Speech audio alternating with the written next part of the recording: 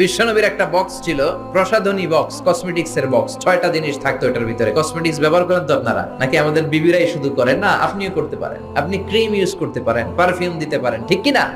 6টা জিনিস থাকতো বিশ্বনবীর কসমেটিক্স বক্সের ভিতরে। 1 নম্বরে থাকতো চিরুনি, 2 নম্বরে থাকতো অতুর মানে আতর, 3 নম্বরে থাকতো টুথপিক মানে দাঁতের খিলাল, 4 নম্বরে থাকতো অলিভ অয়েল ছোট্ট তেলের শিশি, 5 নম্বরে থাকতো সুরমাদানি, 6 নম্বরে থাকতো পারফিউম আতরের বক্স। চিল্লায় পড়েন আল্লাহু আকবার।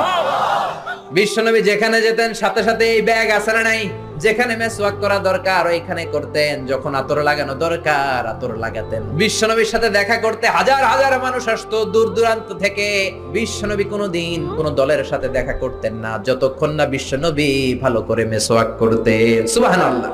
আবার মা এসে বলতেন, বিশ্বনবী ঘরে ঢোকার পরে বিশ্বনবীর প্রথম আমল ছিল মেসওয়াক করা। ভালোভাবে মেসওয়াক না করে কোনোদিন কোন বিবির সামনে বিশ্বনবী কথা বলতে বসেন না।